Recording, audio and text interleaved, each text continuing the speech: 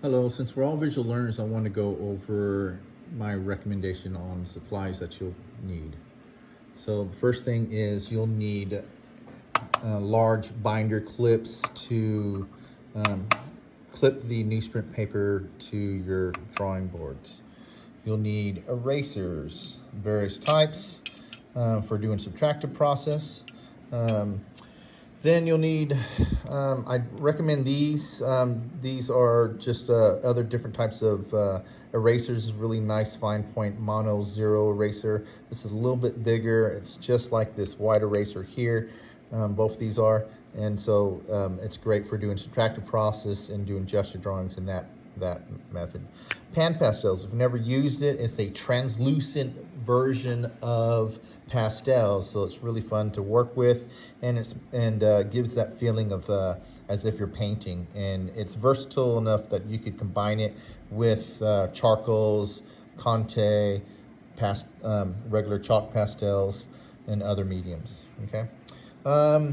If you want to go even a cheaper route, this Kimberly 525 9X is really good. The ebony pencils are really fun to use also, very much like these, but this one has a little bit more sheen to it. And so then if you want to go super old, Old Faithful would be the number 2 pencils. Everyone pretty much has those. A blending stump, Tortillon. A Conte Paris pencils. These are really good. I recommend these. They're fun and they're not as messy as charcoals. White and black charcoal pencils. I use the Generals.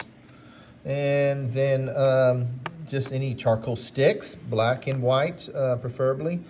Soft pastels. You could go the cheap route or the more expensive, all up to you. Carbothello pastel pencils. And then also using, and this is optional, I have a this emery board that I made myself and just glued on some sandpaper on both sides, and you can use that to sharpen your charcoal. And then also you could also get these, just save these, or you can buy these in bulk too, and these are pretty cheap to sharpen your pencils, various things. And these things of course would be optional, depends on what materials you're using. A workable fixative, hairspray, Aquanet, extra hold, it works really good for a cheap route.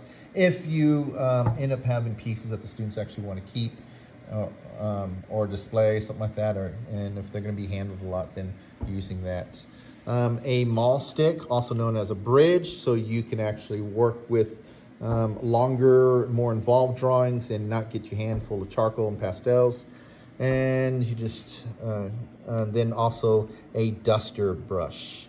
And moving on to, I have, you could do a tabletop easels if you do not have, and drawing boards, of course, got to have a drawing board. So you just clip your newsprint paper to that, and you could just work on any surface, any table surface, and do multiple things with that.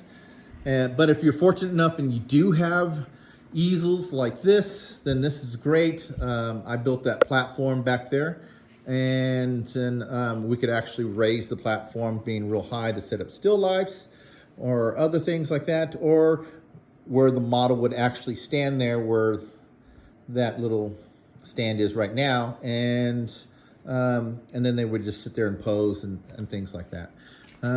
But if you're fortunate enough and you do have easels, then you can do something like this, or you can just clip it on there. The newsprint paper, there's different types of newsprint papers you can use.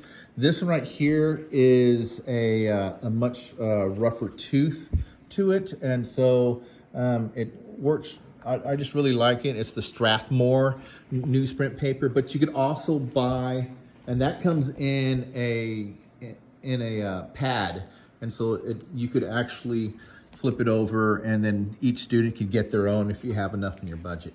But if you don't, then buy the loose paper, and then this is a much smoother tooth, and this comes in like 500 sheet rings, and it's way cheaper, and you could buy it at various places and Amazon. I'm sure there's other places that I can't think of, but Blix, of course. And so there's my recommended supply list, and hopefully you have this stuff already in your classroom.